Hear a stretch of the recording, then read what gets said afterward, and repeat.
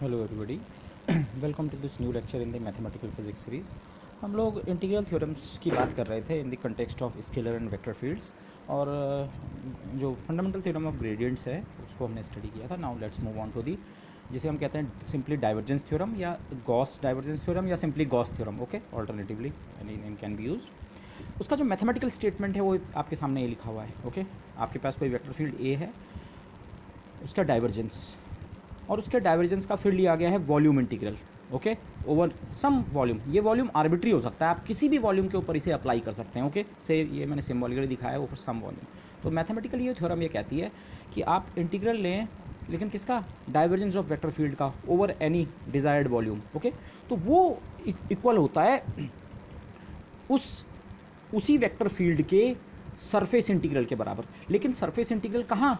Surface integral एक closed surface के ऊपर, और ये सरफेस कौन सी है? ये सरफेस जिस वॉल्यूम के ऊपर आपने लेफ्ट हैंड साइड का वॉल्यूम इंटीग्रल परफॉर्म किया है, उस वॉल्यूम की बाउंडिंग सरफेस।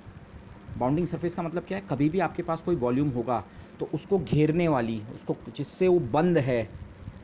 ओके, जैसे आप गॉस थ्योरम में कहते हैं, बंद पृष्ठ कहते हैं इलेक्ट्रोस्टैटिक्स में। तो कभी भी कोई वॉल्यूम आपके पास है तो उसको क्लोज करने के लिए आपको एक सरफेस की ज़रूरत पड़ती है। ओके, सिंपली ये पेन भी है, इसके अंदर जो आयतन है वो क्लोज्ड इस सरफेस से, ये सारा मिला के इसकी सरफेस है, ये जो बाहरी है। ओके, तो कोई भी वॉल्यूम, वो अगर सरफेस क्लोज नहीं है तो आप उसके साथ वॉल्यूम की बात नहीं कर सकते हैं। ओके, सरफेस वो होने के लिए डेफिनेटली आपके पास सरफेस क्लोज्ड होना ज़रूरी है। ओके, इस चीज़ को मैंने सिम्बॉलिकली यहाँ पे दिखाया है। अगर वी ये वॉल्यूम है तो ये जो एस सरफेस है ये डेल ऑफ वी है। ये एक्चुअली डिफरेंशियल ज्योमेट्री से ये नोटेशन यूज़ किया है, but this is a good way to remember. Del का मतलब यहाँ पे आप ये समझिए, डिफरेंशिएशन की तरह सोचें। डेल वी का मतलब है इसकी बाउंड्री। अगर किसी चीज़ के साथ में डेल लगाता हूँ इस तरह से, तो इसकी बाउंड्री को इंडिकेट कर रहा है। तो बेसिकली आपने ये राइट हैंड साइड का जो इंटीग्रल परफॉर्म करना है ये उस वॉल्यूम की बाउंड्री पे, और वॉल्यूम की बाउंड्री क्या होती है? एक क्लोज सरफेस होती है। ओके, और ये स्टेटमेंट मैंने स्टेटमेंट फॉर्म में भी लिखा है। मैं नॉर्मली इस चीज़ को अवॉइड करता हूँ। ओके, आप कंटेंट समझ के अपने आप डेफिनेशन लिखने की स्थिति में आ जाने चाहिए, but this is far too important topic कि मैंने इसके यहाँ पे डिफाइन करके भी लिखा है। तो जो चीज़ मैंने ये बोली थी, let me just read it. Okay, the volume integral of the divergence of a vector field over any volume is equal to the surface integral of the vector over the closed surface which encloses the volume। Close surface, लेकिन कौन सी वाली? जो उस volume को enclose कर रही है। Okay, मैंने अगेन यहाँ ब्रैकेट के अंदर इसके वो करके लिखा है, इसे हाईलाइट करके, S is the boundary of. ये एस जो है, ये वाला एस तो सरफेस इंटीग्रल डिनोट कर रहा है। आप इसकी जगह डी ए भी यूज़ कर सकते हैं या डी सिग्मा कोई और, ये। लेकिन ये कहाँ ये इंटीग्रल परफॉर्म किया जा रहा है? ये वाला वॉल्यूम इंटीग्रल कहाँ परफॉर्म किया जा रहा है? तो ये वॉल्यूम इंटीग्रल अगर किसी वॉल्यूम वी के ऊपर परफॉर्म किया जा रहा है तो ये सरफेस एस उस वॉल्यूम को इनक्लोज करने वाली सरफेस है। S is the boundary of V, और वॉल्यूम की बाउंड्री ऑटोमेटिकली क्लोज होती है। ओके, दिस यहाँ पे मैथमेटिकली अगर आप इसकी डेफिनेशन में जाएं तो कुछ और क्वालिफायर्स आपको मिलेंगे। मतलब मैथमेटिकल डेफिनेशन में कुछ और चीज़ें भी लिखी रहती हैं कि जिस रीजन के ऊपर आप इस थ्योरम को अप्लाई कर रहे हैं वो रीजन सिंपली कनेक्टेड होना चाहिए, और ए और उसके derivatives continuous in the region होने चाहिए। ओके, बट फिजिक्स में we always assume that things are always nice, okay, unless they are not, but going with that principle, ये क्वालिफायर्स को मैंने स्पेसिफाई नहीं किया है। Okay, yes. और ऑब्वियसली इस थ्योरम को अप्लाई करने के लिए आप ये ए वेक्टर फील्ड हर पॉइंट पे डिफाइन होना चाहिए। ठीक है, ए यहाँ है, यहाँ सरफेस के हर पॉइंट पे भी, वॉल्यूम के अंदर भी, पॉसिबली वॉल्यूम के बाहर भी, पर वॉल्यूम से बाहर हमारा कोई इंटरेस्ट नहीं है। वॉल्यूम के अंदर और सरफेस पे हर पॉइंट पे ए आपका डिफाइंड है। तो दिस इज़ द थ्योरम। तो अब इसका हम प्रूफ पे जाते हैं। ओके, प्रूफ बेसिकली मैं कर चुका हूँ जब हमने physical significance of divergence study किया था। बेसिकली इस थ्योरम का प्रूफ मोर और लेस वहीं आ चुका है। मुझे थोड़ा सी एक आर्गुमेंट और देना है, और वो यहाँ पे एक चीज़ का ध्यान रखें। एक तो फिजिकल सिग्निफिकेंस ऑफ डाइवर्जेंस आप प्रॉपर्ली समझ चुके हो। समझ क्या, वहाँ पे जो मैथमेटिकल स्टेप्स आते हैं वो भी इस प्रूफ का पार्ट बनेंगे। अगर आप एग्जामिनेशन कंटेक्स्ट में देख रहे हैं, आपको प्रूफ ऑफ गॉस थ्योरम देना है, तो पहले आपको वही स्टेप्स करने पड़ेंगे जो हमने फिजिकल सिग्निफिकेंस ऑफ डाइवर्जेंस में किए हैं, और उसके बाद यहाँ का पार्ट तब आएगा। ठीक है, और उसके अलावा ग्रेडियंट की जहाँ पे हमने ग्रेडियंट थ्योरम स्टडी की थी लास्ट लेक्चर में, तो आपने देखा था दो पॉइंट्स के बीच जाने में, बीच के पॉइंट्स के लिए जो करस्पॉन्डिंग कंट्रीब्यूशन है वो कैंसिल होता है। कुछ हमने इस तरह का वो किया था, एक पाथ लिया था, और इस पाथ में अगर मैं P1 से P2 तक जाऊँ तो माना टेम्परेचर हमारा फील्ड था, जो टेम्परेचर चेंज है वो TP2 माइनस TP1 के बराबर। और फिर यहाँ से अगर मैं पाथ इंटीग्रल परफॉर्म करते हुए फिर अगले स्टेप तक गया P2 से P3 तक, तो उस स्टेप का जो टेम्परेचर चेंज है माना DT2 वो था TP3 माइनस TP2। तो अगर यहाँ से यहाँ तक का टोटल कंट्रीब्यूशन देखें ग्रेडियंट के इंटीग्रल में समझें या सिंपली यहाँ टेम्परेचर चेंज के टर्म्स में आप समझें कि कुल P1 से P3 तक जाने में कितना टेम्परेचर चेंज होता है, तो आप इन दोनों टर्म्स को अगर ऐड कर दें तो लेफ्ट हैंड साइड में तो टोटल टेम्परेचर चेंज माना DT1 प्लस DT2 को मैं DT कह दूँ सिंपली, यहाँ से यहाँ तक का टेम्परेचर चेंज P1 से P3 तक का। लेकिन उसके एडिशन में हो क्या रहा है, ये TP2 कैंसिल हो रहा है। एक पॉइंट पे TP2 प्लस था, TP2 माइनस TP1, यहाँ TP2 प्लस था, जबकि दूसरे स्टेप के लिए TP3 माइनस TP2। ये कैंसिलेशन, ये जो कंट्रीब्यूशन है, ये इन दोनों पॉइंट्स के लिए जब ऐड करते हैं तो कैंसिल होता है, और ये कैंसिलेशन फिर आगे भी चलता रहता है। माने आप P3 से आगे P4 वाले पॉइंट पे जाएं तो फाइनली आप टोटल P1 से P4 तक का कंट्रीब्यूशन ऐड करेंगे तो जो मिड पॉइंट है, P3 भी एक मिड पॉइंट है, उसके लिए भी कंट्रीब्यूशन कैंसिल हो जाएगा। ओके, तो रिमेंबर दीज टू थिंग्स, एक फिजिकल सिग्निफिकेंस ऑफ डाइवर्जेंस और दूसरा एक कैंसिलेशन जो हो रहा है ग्रेडियंट में, यहाँ पे भी एक कैंसिलेशन होगा ऑलमोस्ट इसके जैसा ही। तो ये कैंसिलेशन का आइडिया आपको ग्रेडियंट में समझना सबसे आसान है, उसी को हम यहाँ पे भी यूज़ करने वाले हैं। ओके, अब फिजिकल सिग्निफिकेंस ऑफ डाइवर्जेंस में से हमने क्या समझा था, मैं वो मैथमेटिक्स फिर से नहीं कर रहा हूँ, बट हमारा फाइनल रिजल्ट ये था कि अगर अगेन मैंने एक्सेस सिस्टम पहले यहाँ पे डिनोट किया है, ठीक है, कलर कोऑर्डिनेट करने की कोशिश की है। एक्स एक्सिस ब्लैक में है, वाई एक्सिस के अलॉन्ग की क्वांटिटीज़ रेड में है और जेड के अलॉन्ग ब्लू में। ओके, ये कोई वॉल्यूम है, ये वॉल्यूम है जिसके ऊपर हम अपनी थ्योरम को अप्लाई करना चाह रहे हैं, प्रूफ करना चाह रहे हैं पहले। ओके, और ये इसकी बाउंड्री है S. Okay, S is the boundary of the volume we.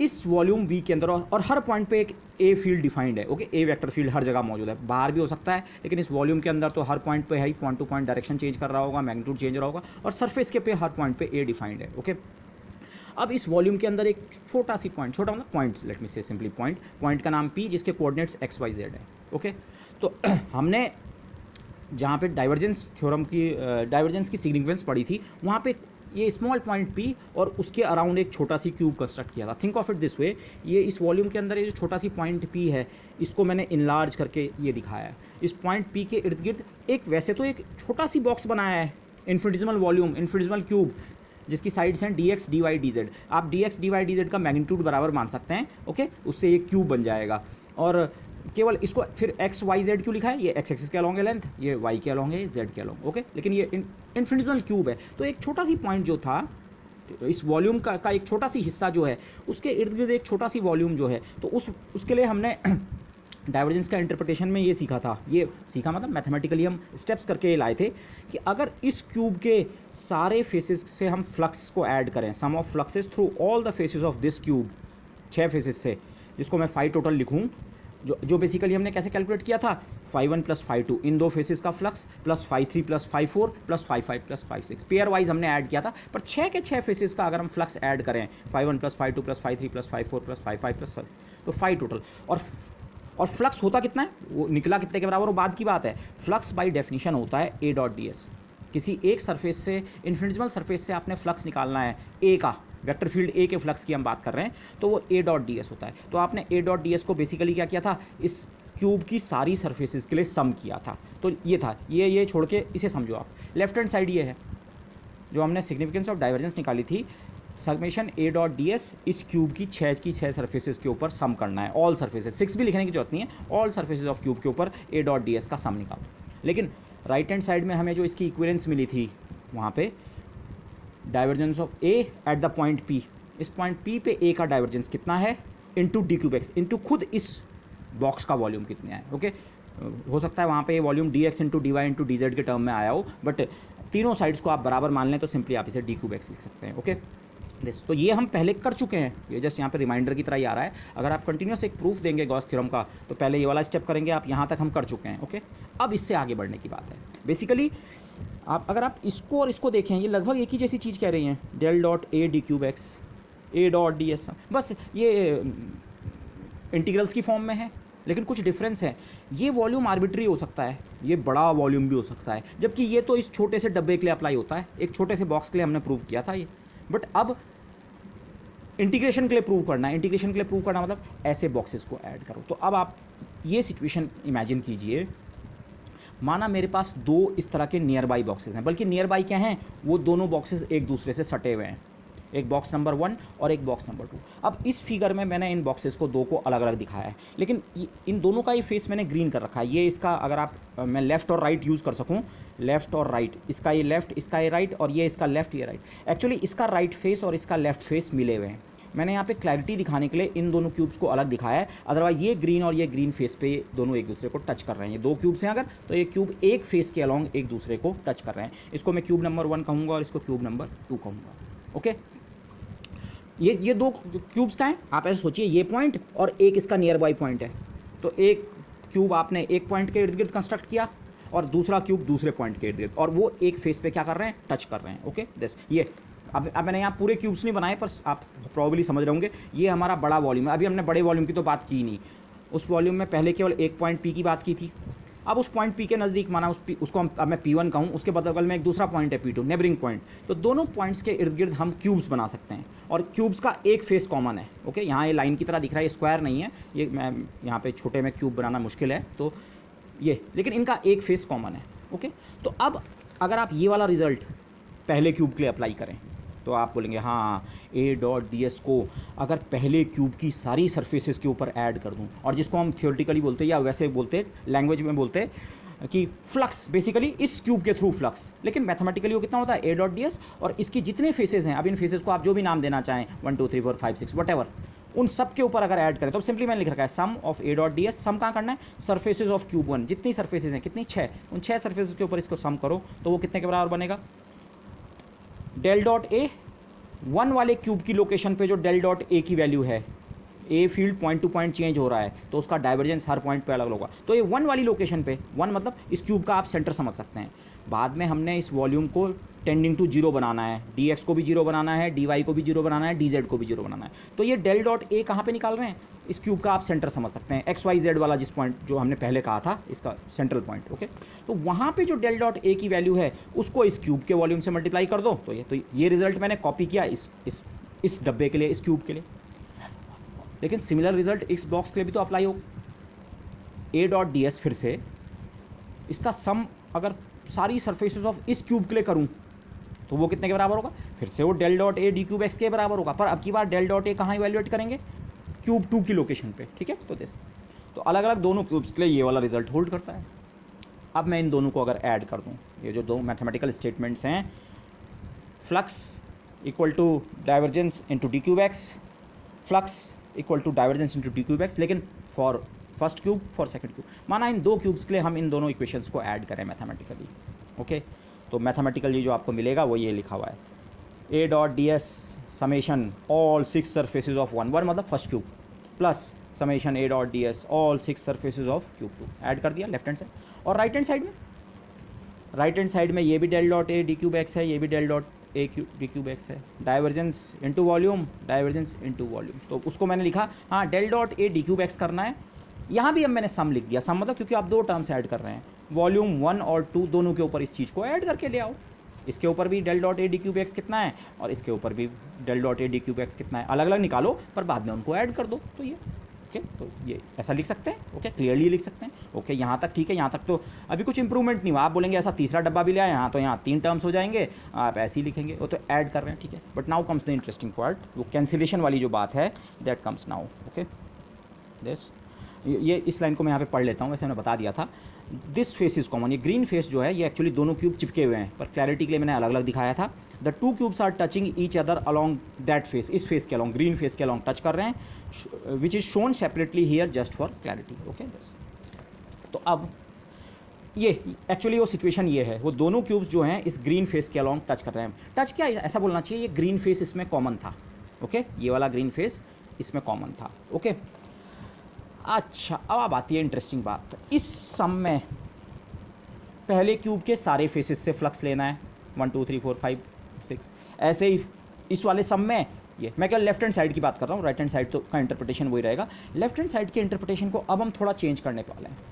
अभी ये सम अगर आप ऐसे सोचें, आपको बेसिकली 12 फेसेस के ऊपर A.ds का सम करना है, 6 फेस इसके और 6 फेस इसके, 12 फेसेस के ऊपर सम करना है। But now see the point, ये ग्रीन फेस एक्चुअली कॉमन है, तो उससे क्या होता है, पहले मैं लाइन पढ़ दूँ फिर समझाता हूँ।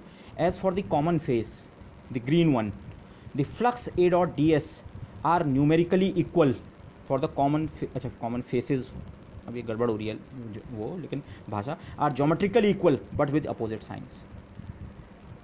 ये जो आप दो क्यूब्स के लिए अलग अलग A dot D s add कर रहे थे, इसके 5 फेस और इसके 5 फेस का कंट्रीब्यूशन तो ठीक है, पर जो ये कॉमन फेस के लिए ए डॉट डी एस का कंट्रीब्यूशन पहले वाले क्यूब का है और ए डॉट डी एस के लिए कंट्रीब्यूशन जो दूसरे वाले क्यूब का है, वो न्यूमेरिकल वैल्यू तो उनकी इक्वल होगी पर उनके साइन अपोजिट होंगे। रिमेंबर ए डॉट डी एस लास्ट में एक नंबर होता है, डॉट प्रोडक्ट एक नंबर होता है। बेसिकली अगर मैं उसे सिंपली फ्लक्स कहूँ, इस ग्रीन फेस के थ्रू पहले वाले क्यूब के लिए फ्लक्स का जितना कंट्रीब्यूशन है, सेकंड वाले क्यूब के लिए वो फ्लक्स का कंट्रीब्यूशन उतना ही लेकिन नेगेटिव साइन के साथ है। तो जब हम उन्हें ऐड करते हैं तो इस ग्रीन फेस के लिए जो कंट्रीब्यूशन है दोनों का, वो कैंसिल आउट हो जाता है।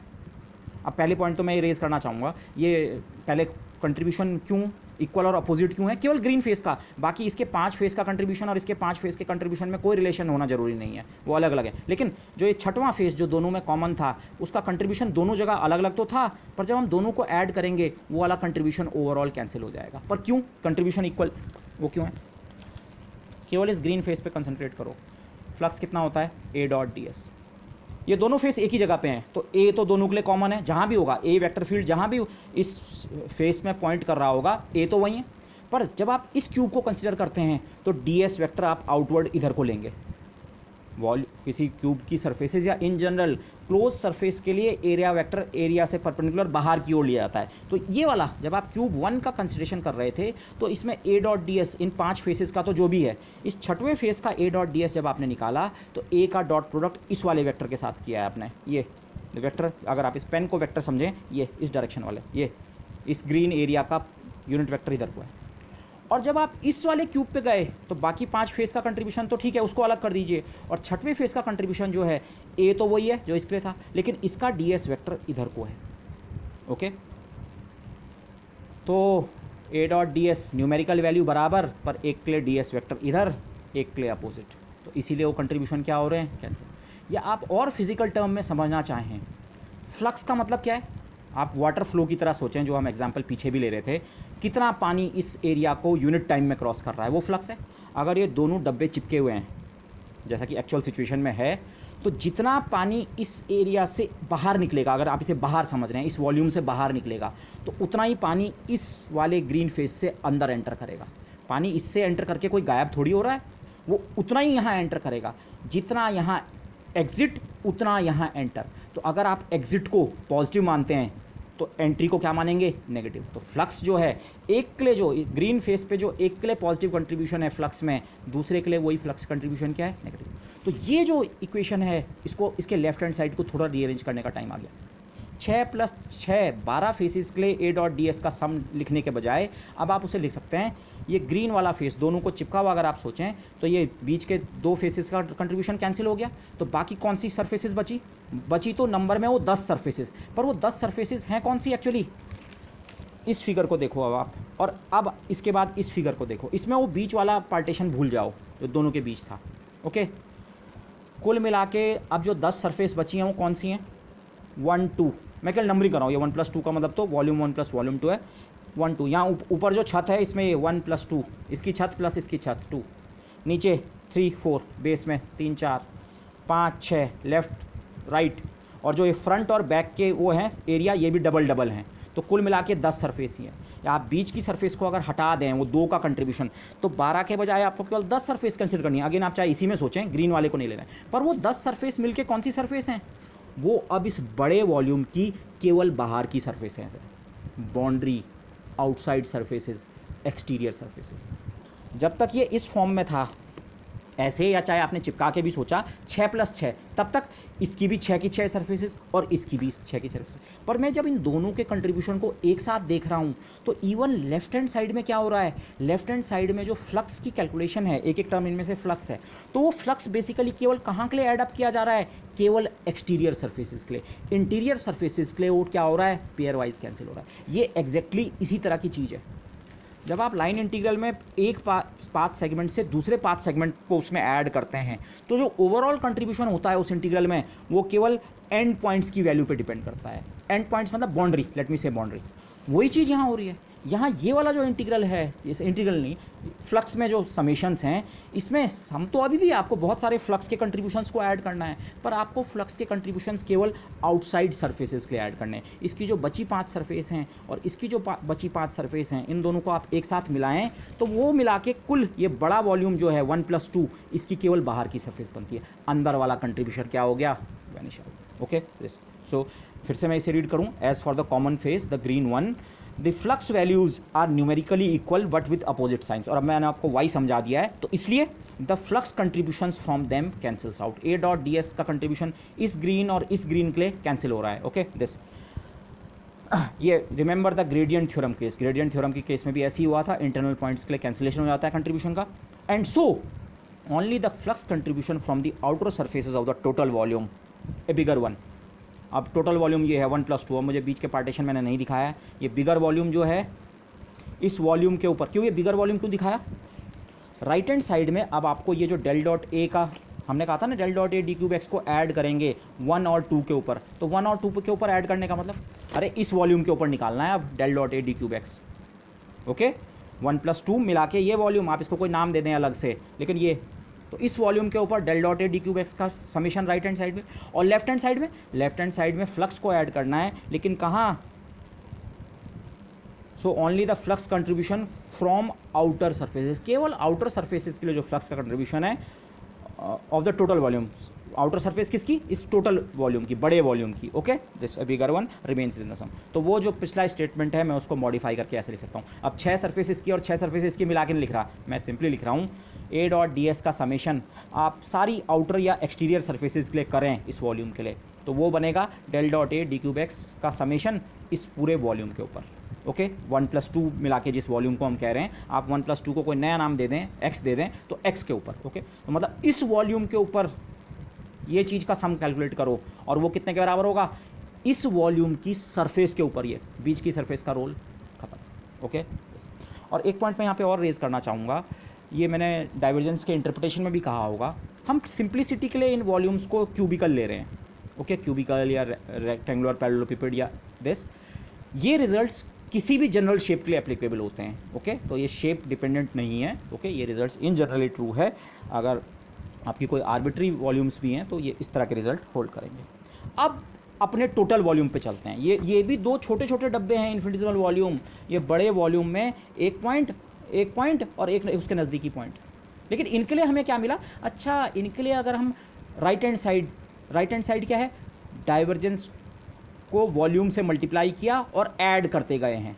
तो अगर मेरा जो टोटल वॉल्यूम है, अगर मैं इसी तरह को उसको इसी तरह के डब्बों से पाट दूं, तो डब्बों से पाटने का मतलब एक छोटा बॉक्स, ये अब ये बॉक्स है, ये केवल स्क्वायर नहीं है, ये पूरा क्यूब है, लेकिन मैं यहाँ पे क्यूब नहीं बना रहा हूँ, और फिर इसके बगल में एक क्यूब और ये आप पूरे वॉल्यूम को इस तरह से क्यूब से वो कर सकते हैं। अब मैं पूरे में नहीं बना रहा हूँ पर से। ओके, तो अब ये मेरा जो इंटेंडेड वॉल्यूम है, इसको मैं कई बॉक्सेस में बांटूं तो होगा क्या, जो आपने अभी ट्रिक सीखी है, बस इसको ट्रिक अगर आप समझें, इंटरनल वाला कंट्रीब्यूशन फ्लक्स में कैंसिल होता रहता है।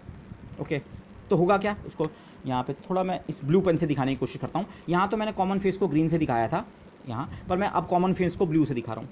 पहले आपने माना इस डब्बे से स्टार्ट किया, अब इस डब्बे में इसका बगल का आपने एक और साथी ले लिया, ये वाला बॉक्स, तो ये फेस दोनों में कॉमन है, तो इस फेस का कंट्रीब्यूशन फ्लक्स में क्या हो जाएगा, cancel.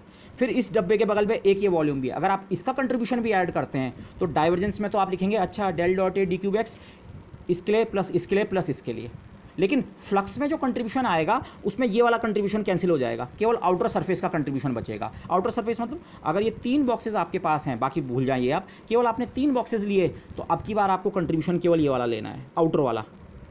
Let me again remind, ये मैं 2 डायमेंशन में दिखा रहा हूँ फिगर, आपको 3 डायमेंशन में इमेजिन करना है, लेकिन इंटरनल कंट्रीब्यूशन क्या होगा, कैंसिल। लेकिन ये पूरा वॉल्यूम अगर हम पाटना चाह रहे हैं तो तब तो क्या होगा,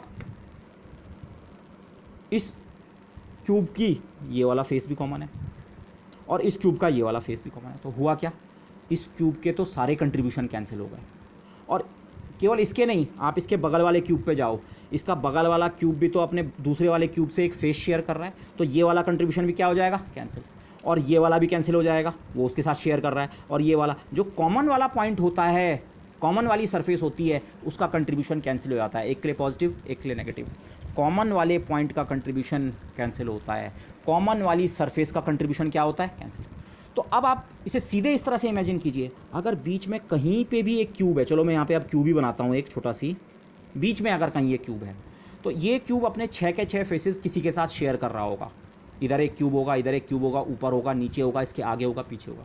तो इसेंशियली उस क्यूब के सारे कंट्रीब्यूशंस क्या हो जाएंगे, कैंसिल। इस सम में आपको इस क्यूब का कंसिडरेशन लेने की जरूरत नहीं है। फिर इसके बगल वाला, आप बोलेंगे अच्छा इसके बगल वाले के तो केवल एक फेस का कंट्रीब्यूशन इसके साथ कैंसिल हुआ। अरे उस बगल वाले के भी तो पड़ोसी होंगे, 6 पड़ोसी, तो उसका कंट्रीब्यूशन भी क्या हो जाएगा, कैंसिलेशन। तो ये कैंसिलेशन की प्रोसेस लगातार चलती रहेगी।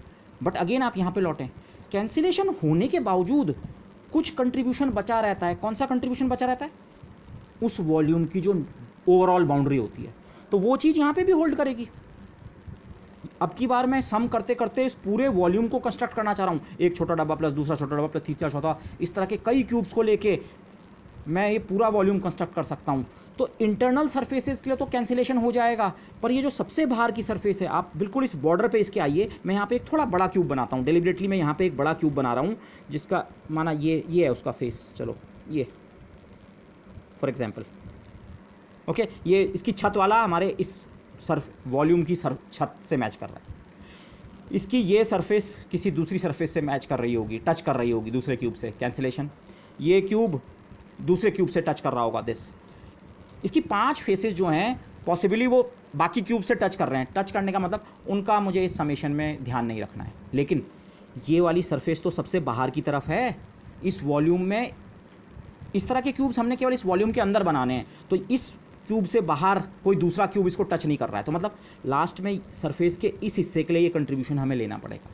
और ऐसा ये जो आउटर सरफेस जिसका नाम हमने एस दिया है, उसके हर एक पॉइंट के लिए हमारा कंट्रीब्यूशन सर्वाइव करता रहेगा।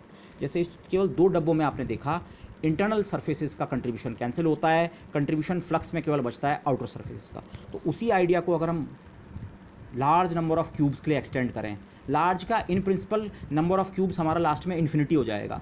आप क्यूब के साइज़ को टेंडिंग टू 0 करेंगे, कैलकुलस में आप करते हैं लास्ट में dx टेंडिंग टू 0, तो मैथमेटिकली लास्ट में अगर हम इस लिमिट में जाएं कि dx tending to 0, dx dy dz बराबर हैं सब, तो एक्चुअली ये क्यूब्स के साइज़ को हम क्या कर रहे हैं, 0 बना रहे हैं। बट स्टिल ये आर्ग्यूमेंट फॉलो होगा कि ये अच्छा, तब डेल डॉट ए तो क्या है, बेसिकली हर पॉइंट पे डाइवर्जेंस, और इन्फिनिटेसिमल वॉल्यूम का समेशन के बजाय ये बन जाएगा इंटीग्रल, और ये भी इंटीग्रल बन जाएगा। लेकिन ये इंटीग्रल हमें अंदर की सरफेसेस पे इवैल्यूएट करने की जरूरत नहीं है, ये इंटीग्रल हमें केवल कहाँ इवैल्यूएट करना है, बाहर बाहर बाहर बाहर बाहर बाहर बाहर बाहर, मतलब इस वॉल्यूम की बाउंड्री। तो let me read this, hopefully you have understood this. Now one can think of the given arbitrary volume V as composed of such infinitesimal volumes. कई ऐसे क्यूब से मिलकर बनाया हमारा given volume V। On adding all of them, इस तरह के सारे कंट्रीब्यूशंस को अगर हम ऐड करते जाएं, so the flux contribution for all common internal surfaces will vanish. जितनी सर्फेसेज इंटरनल साइड में कॉमन है, इंटरनल में सरफेस कॉमन ही होगा, इंटरनल का मतलब ही यही है, अगर ये क्यूब इंटरनल है पूरी तरह, तो दूसरा क्यूब इसको टच कर रहा होगा। तो हाँ, एक्सटर्नल क्यूब किसे कहेंगे, एक्सटर्नल मतलब क्यूब का एक फेस एक्सटर्नल होगा, जैसे इस क्यूब का ये फेस एक्सटर्नल है, बाकी 5 फेस तो इसके इंटरनल हो सकते हैं, 5 भी जरूरी नहीं है, हो सकता है ये वाला फेस भी एक्सटर्नल हो, पर इसके जितने फेसेस इंटरनल जिस भी क्यूब के हैं उनका सम लेने की जरूरत नहीं है। तो फाइनली हमें A डॉट ds का जो या फ्लक्स का कंट्रीब्यूशन लेना है इंटरनल सरफेस के लिए, तो that will vanish, and only flux contribution over the outer surface जिसका नाम हमने S रखा है, दैट विल सर्वाइव। तो मतलब LHS जो है बेसिकली A डॉट ds का कंट्रीब्यूशन सरफेस S के ऊपर, इस पूरी सरफेस के ऊपर A डॉट ds का सम करके निकाल दो। A डॉट ds यहाँ के लिए निकालो, यहाँ के लिए निकालो, यहाँ के लिए निकालो, यहाँ के लिए निकालो, यहाँ के लिए, यहाँ सरफेस के अलग अलग एलिमेंट्स के लिए A डॉट ds निकालो, ऐड कर दो पूरी सरफेस के लिए। अंदर वाले कंट्रीब्यूशन चिंता करने की जरूरत नहीं है, वो पेयर वाइज कैंसिल हो चुके हैं। और राइट हैंड साइड में और तब ये चीज़ किस में रिड्यूस हो जाएगी, अगर आप इस लिमिट में जा रहे हैं कि क्यूब्स के साइज़ को 0 कर रहे हैं, मैथमेटिकली dx टेंडिंग टू 0 कर रहे हैं, और क्यूब्स का साइज़ 0 होगा, मतलब नंबर ऑफ क्यूब्स आपके इन्फिनिटी हो रहे हैं, total number of cube infinity हो जाएंगे, तो इस समेशन को आप रिप्लेस कर सकते हैं इंटीग्रेशन से। A डॉट ds का समेशन ओवर S के बजाय इंटीग्रल ओवर S। लेकिन S क्या है, एक क्लोज्ड सरफेस है, ये इस वॉल्यूम को बांधने वाली सरफेस है, तो वॉल्यूम को बांधने वाली सरफेस हमेशा क्लोज्ड होगी। ओके, कुछ बुक्स इस नोटेशन को नहीं भी यूज़ करते हैं यहाँ पे, बट ये ऑटोमेटिकली इंप्लाइड है। ओके, वॉल्यूम को क्लोज करने वाली सरफेस हमेशा, लेकिन ये नोटेशन और क्लैरिटी आपको दे देता है, आप क्लोज सरफेस की बात स्पेसिफिकली कर रहे हैं। ओके, और राइट हैंड साइड में जो ये है ये तो लेफ्ट हैंड साइड की बात हुई। लेफ्ट हैंड साइड में इस तरह के सम्स जो हैं ये केवल सरफेस के पे इन सब आपको सम्स इवैल्यूएट करने हैं, और इस लिमिट में वो सम कन्वर्ट हो जाएगा इंटीग्रल में। ओके, लेकिन इंटीग्रल कहाँ? केवल आउटर सरफेस के ऊपर। Okay, internal contributions have cancelled. और राइट हैंड साइड में कोई कैंसिलेशन नहीं हो रहा है। राइट हैंड साइड में इस तरह के कंट्रीब्यूशंस हर पॉइंट के लिए, del dot A first point के लिए, और del dot A second point के लिए, और डेल डॉट ए यहाँ का डी क्यूब एक्स से मल्टीप्लाई करो, यहाँ का भी डी क्यूब एक्स से मल्टीप्लाई करो, ऐड करते रहो। तीसरा डब्बा लिया, चौथा डब्बा लिया, पांचवा लिया, तो हर पॉइंट पे डेल डॉट ए निकालो, उसे डी क्यूब एक्स से मल्टीप्लाई करो और सम कर दो। और जब आप नंबर ऑफ क्यूब्स ऐड करते जाएंगे तो ये समेशन भी किस में कन्वर्ट हो जाएगा? इंटीग्रल में। On the right hand side मतलब ये वाला term, the divergence into d cube x type के जो टर्म है, del dot A into d cube x type के टर्म है, वो सारे ऐड किए जाने हैं for all points into the volume we.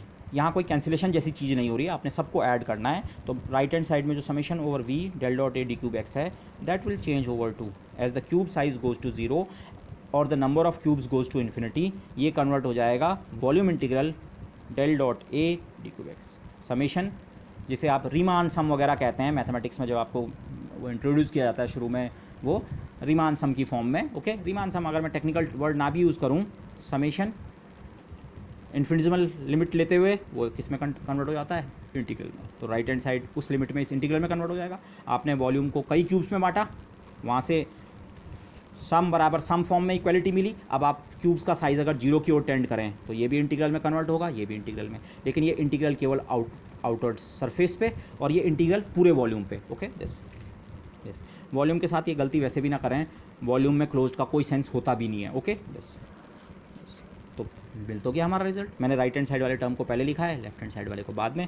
Del dot A d cube x divergences का सम या इंटीग्रल, अब इंटीग्रल बोलें, ओवर होल वॉल्यूम किसके बराबर है? फ्लक्स। ए डॉट डी एस फ्लक्स होता है, लेकिन फ्लक्स कहाँ?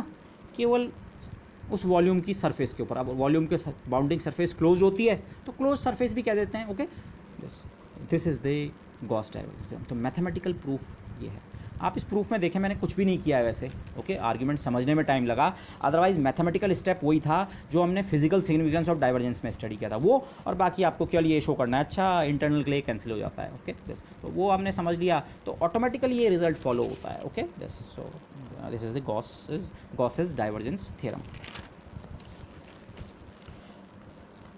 इसका फिजिकल इंटरप्रिटेशन या मीनिंग या कुछ एग्जाम्पल से इसको समझने की कोशिश करते हैं।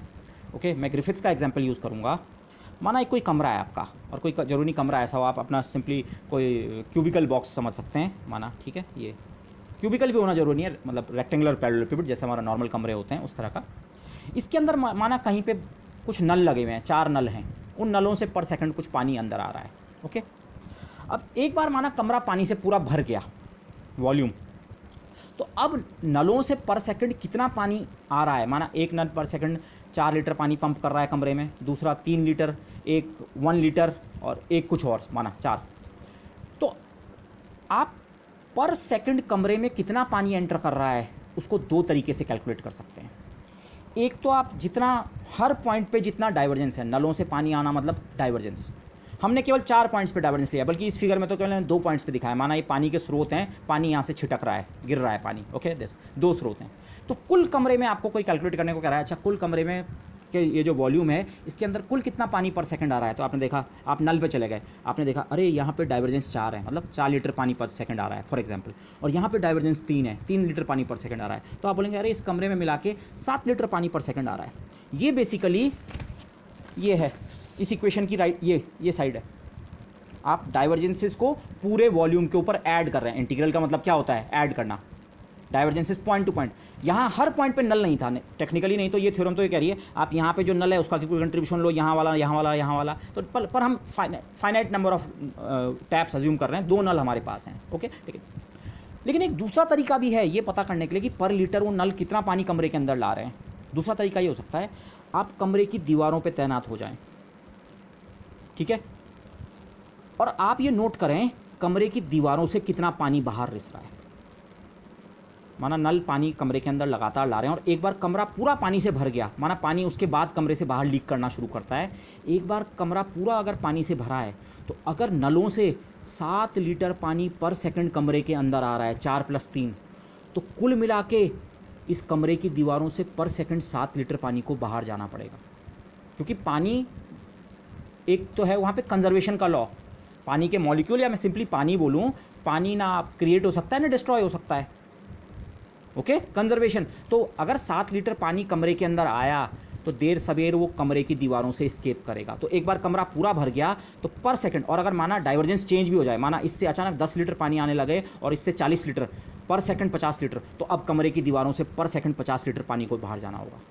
इस कैलकुलेशन को करने के लिए, दूसरी कैलकुलेशन को करने के लिए मुझे अंदर डाइवर्जेंस जानने की ज़रूरत नहीं है। मैं तो दीवारों पे खड़ा हूँ, केवल दीवारों को ऑब्जर्व कर रहा हूँ। 6 लड़के खड़े हो गए 6 दीवारों पे, और वो हर कोई ऑब्जर्व कर रहा है, अच्छा इस दीवार से 1 सेकंड में इतना पानी बाहर आ रहा है, ए डॉट डी एस इस दीवार का प्लस इस दीवार का प्लस इस दीवार का प्लस इसका, 6 की 6 दीवारों का आपने फ्लक्स ऐड कर दिया, तो आपको पता लगा अरे 50 लीटर पानी बाहर निकल रहा है। तो या तो आप पूरे वॉल्यूम के अंदर डाइवर्जेंसेस को ऐड कर लो, पूरे वॉल्यूम के अंदर डाइवर्जेंसेस को ऐड कर लो, या वॉल्यूम को छोड़ो, केवल उसकी सरफेस पे चले जाओ और सरफेस से देखो कितना फ्लक्स स्केप कर रहा है। ओके, डाइवर्जेंसेस, या तो हर नल की लोकेशन पे खड़े हो जाओ, कितना यहाँ से पानी जनरेट हो रहा है, अगर मैं उसे जनरेट होना बोल सकूँ, ओके, कितना पानी यहाँ से जनरेट हो रहा है पर सेकंड। और या दूसरा तरीका, अरे उस वॉल्यूम की सरफेस पे चले जाओ, वहाँ से देखो कितना लीकेज हो रहा है। तो ये दोनों क्वांटिटीज़ क्या होंगी, बराबर। तो this is a very good example of understanding कि सोर्सेज ऑफ वाटर, मतलब टैप्स या नल जो हैं उनसे कितना पानी पर सेकंड मिल रहा है आपको, या और वर्सेस राइट हैंड साइड आप कमरे की दीवारों से नेट कितना पानी ऊज आउट हो रहा है, कितना पानी पर सेकंड लीक आउट हो रहा है। ये दोनों क्वांटिटीज़ क्या होनी चाहिए, बराबर। ठीक है, उसके इसमें 2 चीज़ें आती हैं, वैसे इनको मैंने स्पेसिफाई बहुत ज़्यादा नहीं किया, क्योंकि एक तो पानी का लॉस नहीं हो सकता है, माना कोई ऐसी क्वांटिटी है जो यहाँ से इमिट हो रही है पर वो क्वांटिटी अपने आप गायब हो सकती है, तो उसके लिए ये थ्योरम अप्लाई नहीं होगी, ओके। लेकिन फिजिकल क्वांटिटीज़ के साथ ऐसा नहीं होता है, तो इसलिए ठीक है। और दूसरा एक इशू यहाँ पे और आता है, पानी के साथ के एग्जाम्पल में मुझे कंप्रेसिबिलिटी के इशू का भी ध्यान रखना चाहिए। माना पानी 7 लीटर पानी पर सेकंड आ रहा है, और 7 लीटर पानी माना इतना वॉल्यूम ऑक्यूपाई करता है जब वो नल से निकला, पर उसके बाद इस वॉल्यूम के अंदर किसी प्रोसेस के कारण वो पानी कंडेंस हो गया, तो हो सकता है पर सेकंड 7 लीटर पानी बाहर ना जा रहा हो। अगर पानी की डेंसिटी चेंज हो रही है, पानी नल से निकला और उसके बाद उसका वॉल्यूम एकदम से बहुत कम हो गया, तो हो सकता है वो पानी इसी कमरे के अंदर लगातार जमा हो रहा हो। तो ये इश्यूज़ भी आते हैं, बट उस कॉम्प्लिकेशन में हम नहीं जा रहे हैं, ठीक है। हमारे लिए वो इंपॉर्टेंट नहीं है इस चीज़ को समझने के लिए। एक्चुअल वाटर के फ्लो में इन चीज़ों का ध्यान रखना पड़ता है, लेकिन मैं जिस सिंपल एग्जाम्पल में हम डाइवर्जेंस को समझना चाह रहे हैं कि डाइवर्जेंस थ्योरम कहती क्या है, उसका कंसेप्ट ये। और अगेन यहाँ पे आप इस बात को भी ध्यान रखें, सोर्सेज ऑफ वाटर में मैंने डाइवर्जेंस के एग्जाम्पल में भी वाटर का एग्जाम्पल लिया था, पर अगेन आप ध्यान रखें यहाँ पे हमें नल जैसे सोर्स नहीं सोचने चाहिए। नल एक्चुअली डाइवर्जेंस का सोर्स होता ही नहीं है। नल तो बेसिकली क्या होता है, केवल मुहाना होता है, पाइप का मुहाना, पीछे से पानी आता है और आगे से पानी एग्जिट हो जाता है।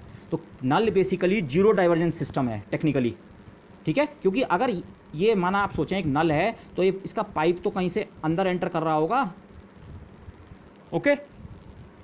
लेकिन आप फिर वही माइथोलॉजिकल सोर्सेज की तरह सोचें, जैसे शिव जी की जटा से बस स्वस्फूर्त गंगा निकलती है, तो वैसे ये स्वस्फूर्त अगर सोर्स हैं, तो इनसे जितना पानी पर सेकंड निकल रहा है इस वॉल्यूम के अंदर, अलग अलग जगह पे पानी के इस तरह के सोर्सेज हैं, पीछे कहीं से वो पानी आ नहीं रहा है, वहीं पे से वो हो रहा है, जनरेट हो रहा है, तो तब दिस, ओके। सो ऐड, तो या तो पूरे वॉल्यूम के अंदर डाइवर्जेंसेस को ऐड कर दो, ऐड मतलब इंटीग्रल, या scan every point of the surface, surface के हर एक बिंदु पे खड़े हो जाओ। अब ये क्यूबिकल के बजाय आप जनरल शेप के लिए भी सोच सकते हैं, अच्छा कमरा या वॉल्यूम किसी भी शेप का हो, ये आइडिया तो अप्लाई होगा ही होगा। तो आप सरफेस के हर पॉइंट को स्कैन करो। आप यहाँ पे भी एक लड़का तैनात कर दो, यहाँ से पर लीटर जितना पानी आ रहा है वो नोट कर, दूसरा यहाँ से नोट कर, तीसरा यहाँ से नोट कर, ऐसे सारे फ्लक्स कंट्रीब्यूशंस को ऐड कर दोगे तो वो ये दोनों अमाउंट्स क्या होने चाहिए, बराबर, ओके।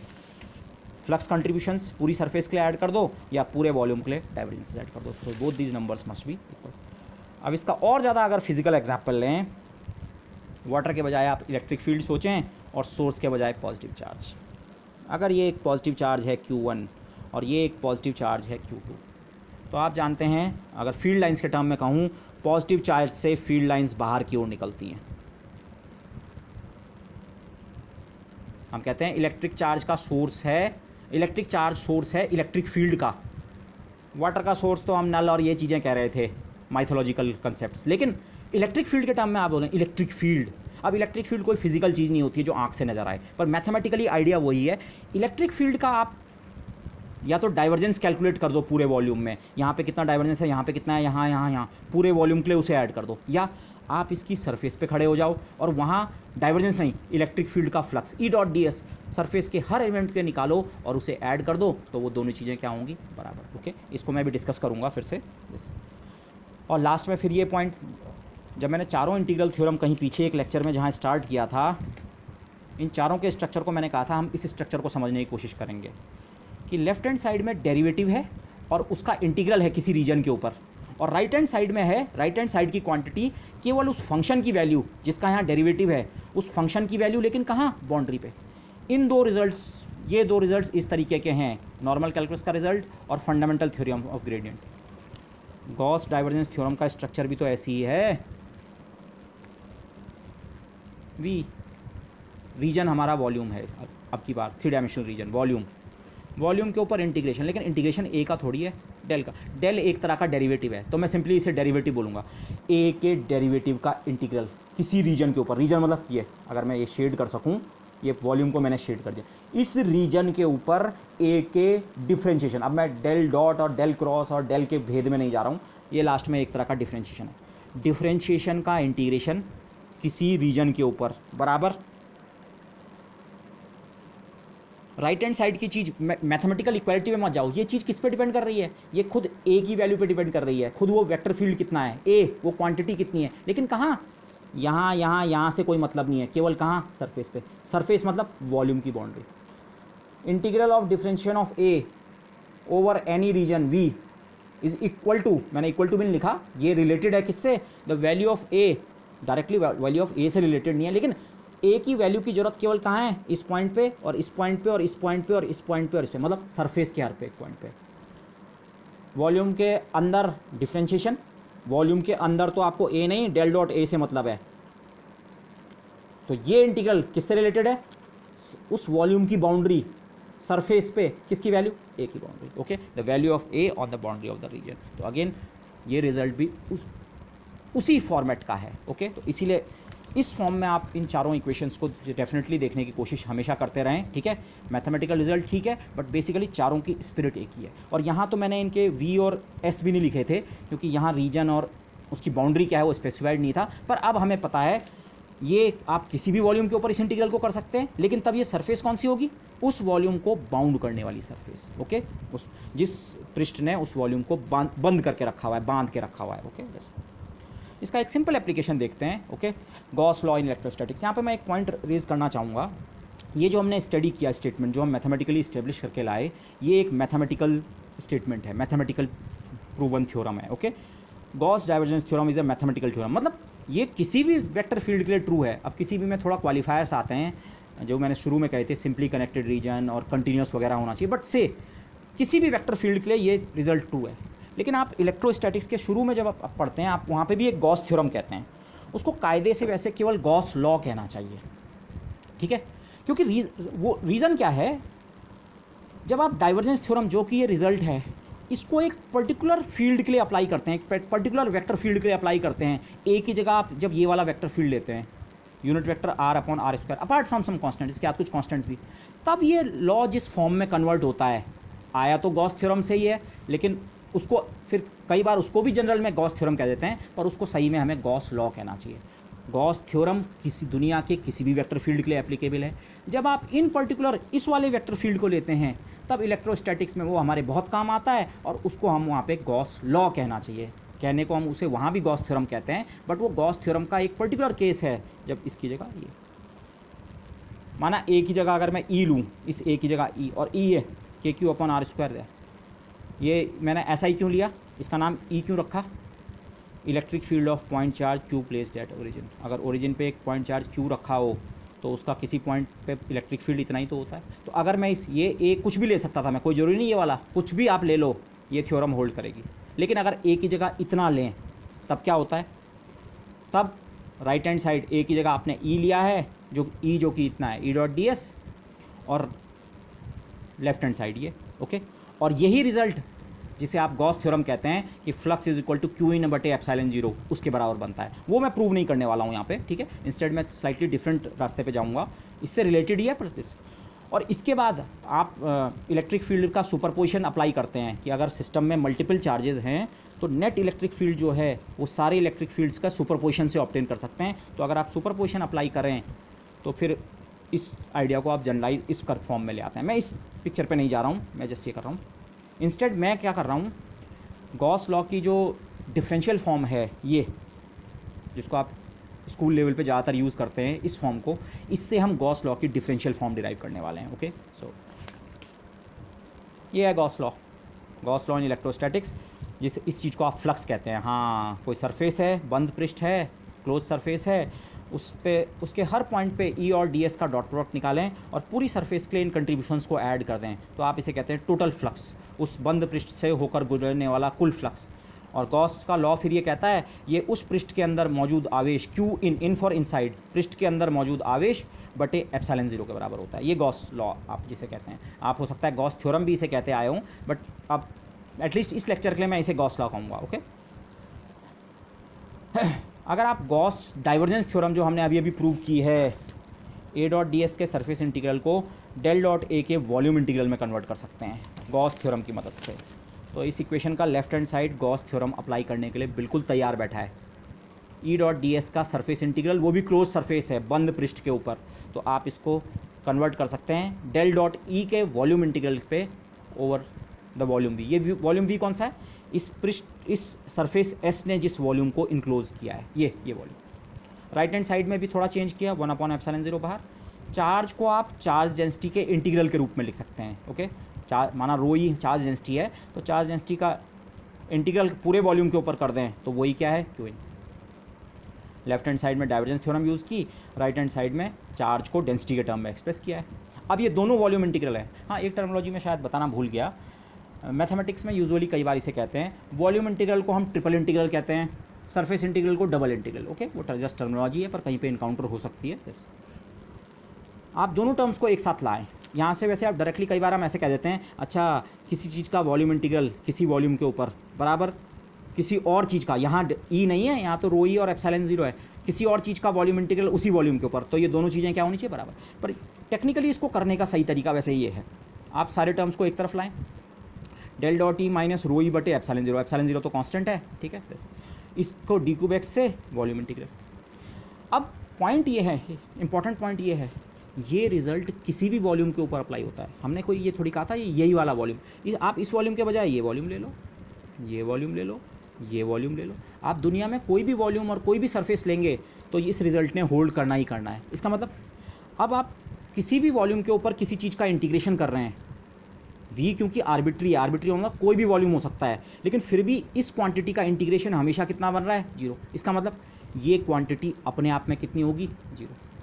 माना आपने एक इंटीग्रल किया किसी चीज़ का और वो किसी पर्टिकुलर रीजन में 0 हो गया। मैं एक डेफिनेट एग्जांपल देता हूँ, जरा इस इंटीग्रल को करें, एक्स डी एक्स का इंटीग्रल करते हैं, या 2x ले लेते हैं सिंप्लिसिटी के लिए, -1 से 1 तक, ये कितना होता है, 2x का इंटीग्रल x² -1 to 1, यहाँ पे भी वैल्यू +1 माइनस लोअर लिमिट पे भी वैल्यू 1, ये इंटीग्रल भी तो 0 है। क्या आप इससे ये इंटरप्रेट कर सकते हैं, अरे इंटीग्रेशन 0 है तो हमने जिस चीज़ का इंटीग्रल किया होगा ये ज़रूर 0 रहा होगा? नहीं भाई, जिस चीज़ का इंटीग्रल किया है वो 0 नहीं हुआ, वो तो आप किसी खास रीजन में इंटीग्रेशन कर रहे थे -1 से 1 तक, इसलिए ये इंटीग्रल 0 बना। इसी इंटीग्रेशन को 0 से 1 तक कर दो, 0 से 1 तक करो, तो अब क्या 0 से 1 तक भी ये इंटीग्रल 0 बनता है? नहीं, अब तो ये बनता है। तो केवल इंटीग्रल की वैल्यू 0 होने से ये नहीं बोल सकते आप कि जिस चीज़ का इंटीग्रल कर रहे हैं वो 0 होगा। पर अगर किसी भी वॉल्यूम के ऊपर ये किसी चीज़ का इंटीग्रल हमेशा 0 बन रहा है, आर्बिट्री वॉल्यूम्स के ऊपर या आर्बिट्री रीजन के ऊपर या आर्बिट्री क्या बोल सकते हैं, बाउंड्री पॉइंट्स के लिए, आर्बिट्री लिमिट्स के लिए अगर इंटीग्रल 0 बन रहा है, इसका मतलब जिस चीज़ को आप इंटीग्रेट करने निकले हैं वो खुद ही 0 है। तो ये आर्ग्यूमेंट इस तरह से हमें देना चाहिए, क्योंकि किसी भी वॉल्यूम के लिए ये इंटीग्रल 0 है, इसका मतलब ये क्वांटिटी खुद कितनी है, 0। और इस टर्म को आप राइट हैंड साइड में ले जाएं, जो नियम आप ऐसे लिखते हैं जिसे आप गॉस लॉ इन इलेक्ट्रोस्टैटिक्स कहते हैं, ये और ये एक ही बात है, लेकिन ये है इंटीग्रल फॉर्म में, ई का इंटीग्रल बेसिकली, और ये है ई का differential form. This is called the differential form of the Gauss's law. Okay, Maxwell's equation में से जो 4 इक्वेशन हैं, जिसमें से इसको हम यूजुअली फर्स्ट इक्वेशन कहते हैं गॉसेस लॉ इन इलेक्ट्रोस्टैटिक्स, उसकी डिफरेंशियल फॉर्म ये है। ओके, और अगर आप इसको इस इक्वेशन की फॉर्म में इंटरप्रेट करें तो इस इक्वेशन की फॉर्म में तो आप हमेशा इसे इंटरप्रेट करते आए हैं। अच्छा, flux through a close surface is equal to 1/ε0 times the charge within the surface, charge enclose within the surface. इस वाली फॉर्म का मतलब क्या है? चार्ज डेंसिटी मतलब जहाँ चार्ज होगा वहीं तो चार्ज डेंसिटी होगी, और चार्ज अगर पॉजिटिव है तो चार्ज डेंसिटी पॉजिटिव होगी, और चार्ज अगर नेगेटिव है तो चार्ज डेंसिटी कैसी होगी? नेगेटिव। इलेक्ट्रिक फील्ड का डाइवर्जेंस तभी उत्पन्न होगा जब आपके पास कहीं चार्ज डेंसिटी होगी। अगर पॉजिटिव चार्ज डेंसिटी है तो positive divergence, negative charge density है तो नेगेटिव डाइवर्जेंस, और जीरो चार्ज डेंसिटी, अगर रो ही जीरो है, चार्ज डेंसिटी है ही नहीं किसी रीजन में, तो वहाँ डाइवर्जेंस कितना होगा इलेक्ट्रिक फील्ड का? जीरो। डाइवर्जेंस मतलब फैलाव, नेट कितना इलेक्ट्रिक फील्ड कहीं से बाहर निकल रहा है। ओके, पॉजिटिव चार्ज से इलेक्ट्रिक फील्ड लाइंस बाहर निकलती हैं, इलेक्ट्रिक फील्ड का डाइवर्जेंस क्या है? पॉजिटिव। क्यों? रो ई की वैल्यू इस रीजन में क्या है? पॉजिटिव। इसी के बजाय ये चार्ज नेगेटिव हो जाए तो डाइवर्जेंस नेगेटिव हो जाता है। नेगेटिव क्यों? Charge density negative. लेकिन सोचिए कहीं पे इलेक्ट्रिक फील्ड लाइंस ऐसी हैं, ऐसी इलेक्ट्रिक फील्ड लाइंस का मतलब क्या है? इलेक्ट्रिक फील्ड तो है, हम ये नहीं बोल रहे इलेक्ट्रिक फील्ड नहीं है, पर इस इलेक्ट्रिक फील्ड का डाइवर्जेंस नहीं है। डाइवर्जेंस नहीं होने का मतलब जितना इलेक्ट्रिक फील्ड एंटर कर रहा है उतना ही बाहर निकल जा रहा है। माना आप इसे वाटर फ्लो के रूप में सोचें, अगर वाटर एक ही वेलोसिटी से एक ही डायरेक्शन में लगातार आगे बढ़ रहा है, तो कहीं पे अगर आप एक छोटा सी वॉल्यूम कंसीडर करें, माना ये छोटा सी डब्बा ब्रेड जैसा, तो जितना वाटर इसके इस फेस से एंटर करेगा उतना यहाँ से एस्केप कर जाएगा। तो नेट डाइवर्जेंस बेसिकली पानी का या इलेक्ट्रिक फील्ड का कितना बनेगा? जीरो। ऐसी सिचुएशन कब आएगी? जब इस रीजन में कोई चार्ज नहीं होगा। तो अगर किसी रीजन में चार्ज नहीं है तो वहाँ इलेक्ट्रिक फील्ड तो हो सकता है, लेकिन उसका डाइवर्जेंस कितना होगा? जीरो।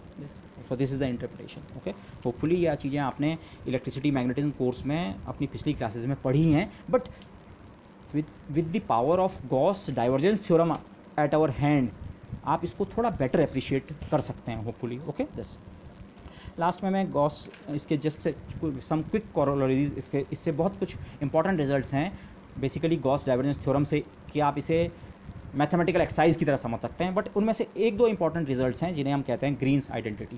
इनफैक्ट यहाँ पे ग्रीन के नाम पे बहुत सारे रिजल्ट्स हैं। बाद में हम एक ग्रीन्स थ्योरम भी पढ़ेंगे, जब स्टोक्स थ्योरम पढ़ेंगे तो वहाँ से एक और रिजल्ट कोरोलरी की तरह निकालेंगे जिसको हम कहेंगे ग्रीन्स थ्योरम। कई लोग इन रिजल्ट्स को भी, मैं यहाँ पे दो रिजल्ट्स आपको दूंगा, इनको भी ग्रीन्स थ्योरम कहते हैं, बट मैं इनको ग्रीन्स आइडेंटिटी कहना चाहूँगा। ओके, बेसिकली हमें गॉस थ्योरम की ज़रूरत है। पहले एक रिजल्ट आपको पता होना ज़रूरी है। अगर स्केलर f कोई स्केलर है और a कोई वेक्टर है, तो इसका अगर आप डाइवर्जेंस लें, ओके, तो ये इतने के बराबर होता है, डेल डॉट एफ ए बराबर होता है del F dot A plus F times del dot A. अब अगर ये a जो फील्ड है, वेक्टर फील्ड, ये अगर खुद किसी चीज़ का ग्रेडियंट हो, मतलब a जिसे आपने लिखा है ये खुद डेल जी के बराबर हो, अगर किसी स्केलर का ग्रेडियंट लें तो वेक्टर फील्ड बनता है। मतलब मैथमेटिकली हम ये कह रहे हैं इस a की जगह आप डेल जी रख दो, तो अगर आप इस a की जगह डेल जी रख दें इस आइडेंटिटी में, तो आपको ये रिलेशन मिलता है del dot F of del G, F into del G sorry, बराबर डेल एफ डॉट ए की जगह del G plus F times del dot del G. अब यहाँ एक आपकी मुलाकात एक नए प्राणी से हो रही है। प्राणी से मेरा मतलब है डेल से तो हम मिल चुके हैं, उसको तीन तरह से अप्लाई करना भी सीख चुके हैं, पर यहाँ डेल और फिर एक और डेल है। डेल का दो बार एप्लीकेशन हो रहा है। अब डेल का दो बार अप्लाई करने के एक्चुअली कुल मिला के 5 तरीके होते हैं। इसको मैं आगे किसी लेक्चर में थोड़ा सी हिंट करने की कोशिश करूँगा, ठीक है। जैसे डेल को अप्लाई करने के 3 तरीके होते हैं ना, ग्रेडियंट, डाइवर्जेंस एंड कर्ल, ऐसी डेल को 2 बार अप्लाई करने के कुल मिला के वैसे 5 तरीके होते हैं। उनमें से एक तरीका ये है, आपने किसी स्केलर का पहले ग्रेडियंट लिया और फिर जो मिला उसका आपने डाइवर्जेंस ले लिया, तो बेसिकली आपने जी पे कुल मिला के डेल को 2 बार ऑपरेट किया। अगर आप जी के लिहाज से देखें तो ग्रेडियंट और फिर उसका डाइवर्जेंस, इसे हम कहते हैं divergence of gradient, DOG। Okay, dog ना पढ़ें आप, DOG मतलब शॉर्ट में divergence of no sorry not curl, gradient, divergence of gradient, DOG। Okay, और ये अगेन इसके लिए हम एक शॉर्ट हैंड नोटेशन इंट्रोड्यूस करते हैं। कहीं पे डेल डॉट डेल जी है तो उसको हम शॉर्ट हैंड में लिखते हैं डेल स्क्वायर ऑफ जी। और डेल स्क्वायर जी शायद आपको पता होगा या पता नहीं भी है, तो आगे मैं थोड़ा सी आपको दिखाने की कोशिश करूंगा किसी लेक्चर में। डेल स्क्वायर एक्चुअली मैथमेटिकली बराबर होता है del 2 by del x2 plus del 2 by del y2 plus del 2 by del z2। 2 बार पार्शियल डिफरेंशिएशन x के रेस्पेक्ट में प्लस 2 बार y के रेस्पेक्ट में प्लस 2 बार z के रेस्पेक्ट में एक्टिंग ऑन g। तो ये जो डेल डॉट डेल जी है इस ये इतने के बराबर होता है। पर अभी के लिए आप इस कॉम्प्लिकेशन में ना जाएं, आप केवल इतना भी अगर सोचें, डेल डॉट डेल जी को हम शॉर्ट हैंड में डेल स्क्वायर जी लिख देते हैं, तो इस क्वांटिटी को मैं डेल स्क्वायर जी लिख दूंगा। ओके बस, और इसका नाम हम कहते हैं डेल डॉट डेल को हम डेल स्क्वायर से अगर रिप्लेस करें या ना भी करें तो इस ऑपरेशन को हम कहते हैं लैप्लासियन ऑपरेटर। ये लैप्लासियन ऑपरेटर है। ओके बस। अच्छा, अब इसी इक्वेशन में f और g दोनों स्केलर फंक्शंस हैं। अब आप f की जगह g और g की जगह f रख के इस रिलेशन को फिर से लिखें तो सेम रिलेशन मैंने लिखा है, डेल डॉट f की जगह g की जगह f की जगह g की जगह f। डॉट्स वगैरह का ध्यान रखें, f की जगह g। और अब मैंने सेकंड लाइन में डेल डॉट डेल को डेल स्क्वायर लिख दिया। मैं यहाँ भी लिख सकता था पर मैंने सेकंड लाइन में ही सीधे किया है। ठीक है, आप चाहे तो फिर से यहाँ भी लिख सकते हैं, इस पूरे की जगह डेल स्क्वायर g और यहाँ डेल स्क्वायर। अब अगर आप इसमें से इसे सब्ट्रैक्ट करें, ओके, ये टर्म दोनों में कैंसिल होता है। आप चेक करें, ये भी del F dot del G है और ये भी basically del F dot del G, ये टर्म कैंसिल हो रहा है। तो यहाँ आपका बचा दिस माइनस दिस, और यहाँ इन दोनों टर्म्स को मैंने एक में शामिल कर दिया। क्यों? डेल डॉट ऑफ समथिंग, किसी चीज़ का डाइवर्जेंस है, चीज़ मतलब ये ब्रैकेट के अंदर, और ये भी किसी चीज़ का डाइवर्जेंस है। तो डाइवर्जेंस का जो डिस्ट्रीब्यूटिव लॉ है उसको अगर आप यूज़ करें तो बेसिकली डेल डॉट किसका, एफ डेल जी माइनस लेफ्ट हैंड साइड ये, और राइट हैंड साइड में सिंपली ये दो टर्म, ऊपर के टर्म एफ डेल स्क्वायर जी और नीचे का टर्म जी डेल स्क्वायर एफ। ओके, ये जो रिजल्ट है ये है ग्रीन्स सेकेंड आइडेंटिटी। अब मैंने फर्स्ट आइडेंटिटी आपको नहीं बताई बट ये वाली ज़्यादा इंपॉर्टेंट है। Okay, this is the green second identity. Green second identity कई बार इस रिजल्ट को कहते हैं, और कई बार इसका जब हम इंटीग्रल कर देते हैं वॉल्यूम इंटीग्रल तब भी उसे कई बार ग्रीन आइडेंटिटी कहते हैं। ओके, अगर आप इस रिजल्ट का वॉल्यूम इंटीग्रल लें डी क्यूब एक्स, किसी भी आर्बिट्री वॉल्यूम, और यहाँ मैंने वॉल्यूम को डी क्यूब एक्स के बजाय डी टी से डिनोट किया है, इन्फिनिटेसिमल वॉल्यूम को, ये ठीक है। अगर किसी वॉल्यूम वी के ऊपर आप इस इंटीग्रल को परफॉर्म करें, लेफ्ट हैंड साइड का भी राइट हैंड साइड का भी, तो वी डी टाउ इंटीग्रल कर दिया। अब लेकिन आप इस वाले इंटीग्रल को देखें, यहाँ मैंने इन्हें आगे पीछे लिखा है, ये लेफ्ट में लिखा है, राइट में। लेफ्ट वाले में तो डेल स्क्वायर है, डेल स्क्वायर के बारे में तो हम ज़्यादा जानते ही नहीं है। डेल स्क्वायर आप सिंपली ये सोचें इस चीज़ के लिए शॉर्ट हैंड लिखा हुआ है, चलिए इतना ही सोचिए, तो लेफ्ट हैंड साइड को ऐसे ही छोड़ दें। पर आप राइट हैंड साइड को देखें, ये है डाइवर्जेंस ऑफ समथिंग। इस पूरे को समथिंग समझो, डाइवर्जेंस ऑफ समथिंग, और डाइवर्जेंस ऑफ समथिंग का है वॉल्यूम इंटीग्रल, और डाइवर्जेंस ऑफ समथिंग का volume integral Gauss divergence theorem से आप उसको सरफेस इंटीग्रल में चेंज कर सकते हैं। किसका? वो जो समथिंग है जिसका डाइवर्जेंस यहाँ है, उस समथिंग का सरफेस इंटीग्रल किसके ऊपर? उस वॉल्यूम की सरफेस के ऊपर। ओके, तो वो रिज़ल्ट आप यहाँ यूज़ करें तो ये राइट हैंड साइड को मैं डेल डॉट जिस चीज़ का था खुद उस चीज़ का डॉट डी एस, और सरफेस इंटीग्रल, सरफेस इंटीग्रल कहाँ? Del V. ये अगेन जो मैंने नोटेशन शुरू में भी लिखा था, वी जो वॉल्यूम यहाँ आ रहा है डेल वी का मतलब उसकी बाउंड्री। ये सरफेस कौन सी सरफेस है? जो इसी वॉल्यूम वी की बाउंड्री है, कोई दूसरी सरफेस नहीं। माना वॉल्यूम तो आप ये वाले बात कर रहे थे और सरफेस ही वाली नहीं, इसी वॉल्यूम की जो बाउंड्री है, तो वो इंडिकेट करने के लिए हम ऐसा कई बार लिखते हैं। ओके दिस, तो ग्रीन सेकेंड आइडेंटिटी आप यूज़ करेंगे होपफुली नेक्स्ट सेमेस्टर में वेरी सून, जब क्वांटम मैकेनिक्स में हम शुरू में ही आगे बढ़ते हैं। Okay, green second identity finds use in quantum mechanics while deriving the equation of continuity. Quantum mechanics में प्रोबेबिलिटी के लिए हम एक इक्वेशन ऑफ कंटिन्यूटी निकालते हैं, और जो क्वांटम मैकेनिक्स का जिसे हम कहते हैं ना probabilistic interpretation of quantum mechanics. Okay, अभी आपको ये शब्द ज़्यादा समझ नहीं आ रहे होंगे बट क्वांटम मैकेनिक्स का बेसिक यही है। क्वांटम मैकेनिक्स का बेसिस है उसका प्रोबेबिलिस्टिक इंटरप्रिटेशन। तो क्वांटम मैकेनिक्स का बेसिस इस्टेब्लिश करने के लिए, प्रोबेबिलिस्टिक इंटरप्रिटेशन इस्टेब्लिश करने के लिए हमको इक्वेशन ऑफ कंटिन्यूटी एक चीज़ निकालनी पड़ती है, एक इक्वेशन। पर उस इक्वेशन ऑफ कंटिन्यूटी को निकालने के लिए ये वाला मैथमेटिकल स्टेप एम्प्लॉय होता है वहाँ पे। ओके दिस, सो ये दिस इज़ ऑफ यूज़ इसीलिए। और अब मैं ग्रीन्स फर्स्ट आइडेंटिटी भी अगर आपको बताऊँ तो फर्स्ट आइडेंटिटी वैसे इससे ज़्यादा मच सिंपलर है इससे। Okay, the Green's first identity, video कुछ डल हो रहा है but hopefully it's better now. Okay, try to see it. इसमें जो ये फर्स्ट वाला रिलेशन था, दिस वन, ये आप सीधे अगर इसका वॉल्यूम इंटीग्रल ले लें ये, तो राइट हैंड साइड में तो आप कुछ चेंज नहीं कर सकते, इसका वॉल्यूम इंटीग्रल इसका वॉल्यूम इंटीग्रल आएगा। लेकिन लेफ्ट हैंड साइड में डाइवर्जेंस ऑफ समथिंग का वॉल्यूम इंटीग्रल है, और गॉस डाइवर्जेंस थ्योरम से आप फिर से इसे सरफेस इंटीग्रल में कन्वर्ट कर दें तो वही कहलाती है ग्रीन्स फर्स्ट आइडेंटिटी। मैंने यहाँ पे स्टेप्स आउटलाइन कर रखे हैं, मैं आपको, आप इसे देख के खुद करने की कोशिश करें। कुछ नहीं है, कोई रिजल्ट कुछ ऐसा नहीं है। लेफ्ट हैंड साइड में दो टर्म वॉल्यूम इंटीग्रल के, राइट हैंड साइड का वॉल्यूम इंटीग्रल जो कि डाइवर्जेंस का वॉल्यूम इंटीग्रल था उसको मैंने सरफेस इंटीग्रल में कन्वर्ट कर दिया, और सरफेस भी कौन सी, उस वॉल्यूम की बाउंडिंग सरफेस। ओके, एक ग्रीन्स थर्ड आइडेंटिटी भी आती है वैसे। ओके, ग्रीन्स के नाम पे वो है, उसका मैं जिक्र भी नहीं कर रहा हूँ, जिक्र केवल ऐसे कर रहा हूँ, ये केवल ग्रीन्स जो सेकंड आइडेंटिटी हमारी रिजल्ट थी जो पिछले पेज पे है, उसके साथ एक और idea something called Green's function. Green's function की मैंने यहाँ कहीं बात नहीं की है, ग्रीन्स फंक्शन एक और एडवांस कंसेप्ट है। ओके, लेकिन डेल स्क्वायर ऑपरेटर जो हमने कहा, उसका जो एक समथिंग कॉल्ड ग्रीन्स फंक्शन होता है, उसको अगर हम इसके साथ यूज़ करें सेकंड आइडेंटिटी के साथ, तब एक और आइडेंटिटी जनरेट होती है, तो उसे कहते हैं ग्रीन्स थर्ड आइडेंटिटी। लेकिन हम मेनली ग्रीन्स आइडेंटिटी भी हमारे लिए इंपॉर्टेंट नहीं है। ग्रीन्स आइडेंटिटी तो हमारे लिए आप ऐसा समझिए गॉस थ्योरम के एप्लीकेशन करके हमने एक रिजल्ट निकाला है। ओके, तो वो बाद में हम एक ग्रीन्स थ्योरम की बात जरूर करेंगे जब हम स्टोक्स थ्योरम की बात करेंगे, जो कि नेक्स्ट लेक्चर में आएगा। Okay, but the point is Stokes theorem का प्रूफ और वो सारे में भी यही आइडिया एम्प्लॉय होना है। कौन सा आइडिया, कैंसिलेशन वाला। कैंसिलेशन यहाँ दो मिड वाले पॉइंट के लिए कैंसिलेशन हो गया, यहाँ सरफेस के लिए कैंसिलेशन हो गया, ऐसे ही कुछ कैंसिलेशन यहाँ भी होना है। बाकी स्टोक्स थ्योरम का प्रूफ भी, जहाँ हमने स्टोक्स थ्योरम की फिजिकल सिग्निफिकेंस इस्टेब्लिश की थी, वहाँ उसका प्रूफ मैथमेटिकली वैसे हो रखा है, केवल थोड़ा सी उसे एक्सटेंड करना है, वो कैंसिलेशन वाला पार्ट शो करना है, और स्टोक्स थ्योरम का भी प्रूफ हो जाएगा। ओके, और ग्रीन्स वाला मैं फिर रिपीट करूँगा, ये इनको आप केवल एप्लीकेशन समझें, एप्लीकेशन ऑफ गॉस थ्योरम, और मैं होपफुली आपको कुछ प्रॉब्लम सेट दूंगा जिसमें आप कुछ और एप्लीकेशन ऑफ गॉस थ्योरम कर पाएंगे। ओके, कुछ खास तरह के फील्ड्स अगर आपके पास हों, तब गॉस थ्योरम कैसे अप्लाई होके कैसे दिखती है, वो रिजल्ट्स आप डिराइव कर सकते हैं for special cases of fields.